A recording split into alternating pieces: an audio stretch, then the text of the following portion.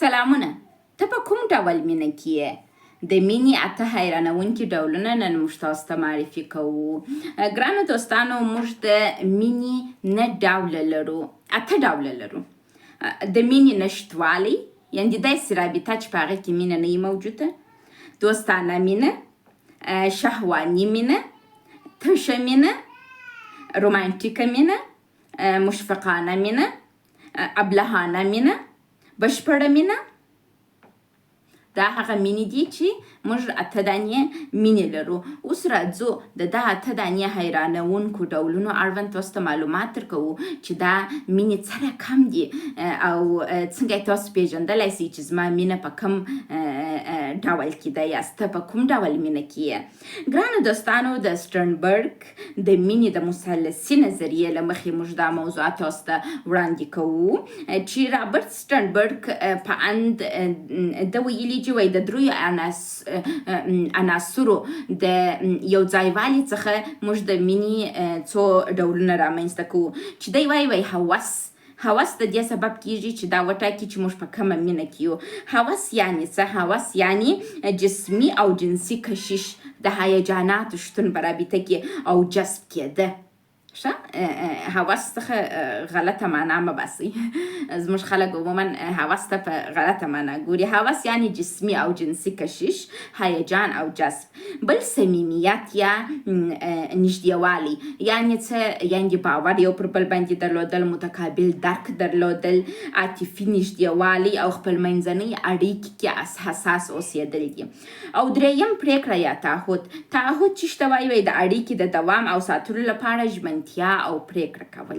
دی وایي دغه درې که په رابطه کې مثلا دوه یا یوي یا ګډ سره کې نه وي، دا د مینې ډولونه جوړوي. راځو اول موږ وایو د مینې نشتوالی څه شی دی. وایي د مینې په نشتوالي کې نه هوس ته او نه هم صمیمیت شتون لري او نه هم تعهد شتون لري. دا د مینې نشتوالی دی. وایي دا هغه ډول اړیکې دي چې موږ عموما د عامو خلکو سره کوو، لکه د همکارانو سره یا هغه کسان چې موږ یې نه پیژنو یا موږ ته ځانګړې عاطفه نږدېوالی نه ورته لرو یا کوم عشق یا رابطه نه ورسره لرو، یا همسایګان یا دوستان یا هغه کسان چې زموږ څخه لرې دي.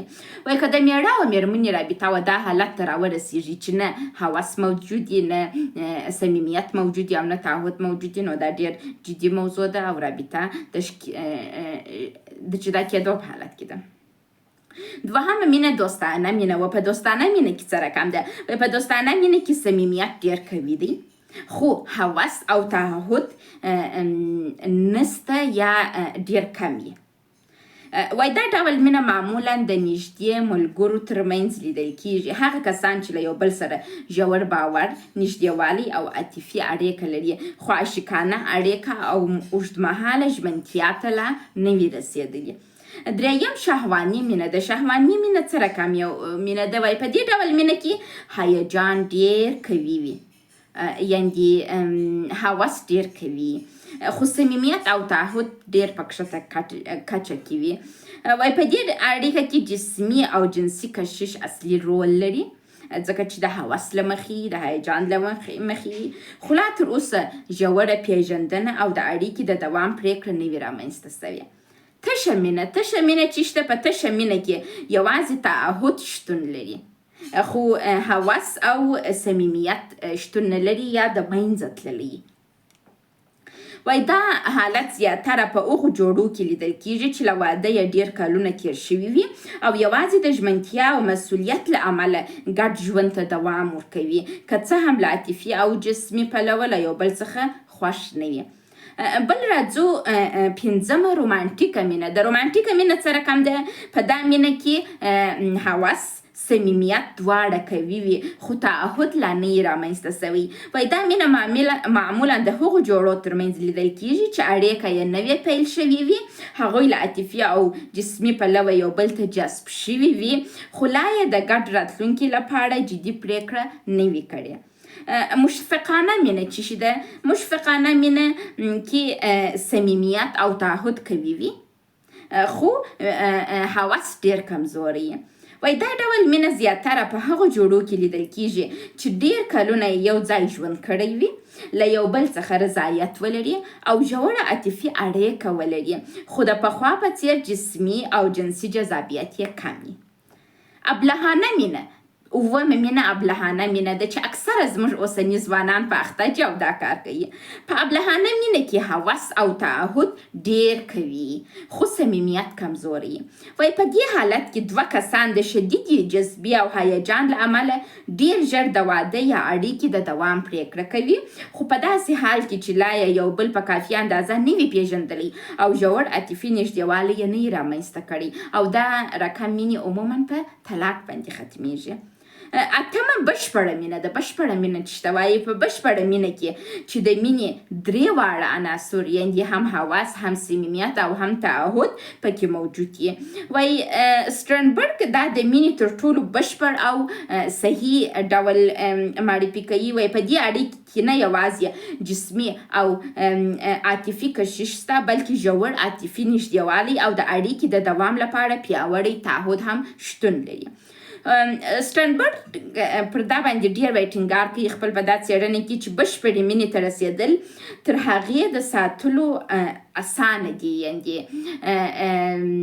دا چې موږ بشپړې مینې ته ورسېږو باید دې ته اماده واوسېږو، کوم اسانه کار نه دی.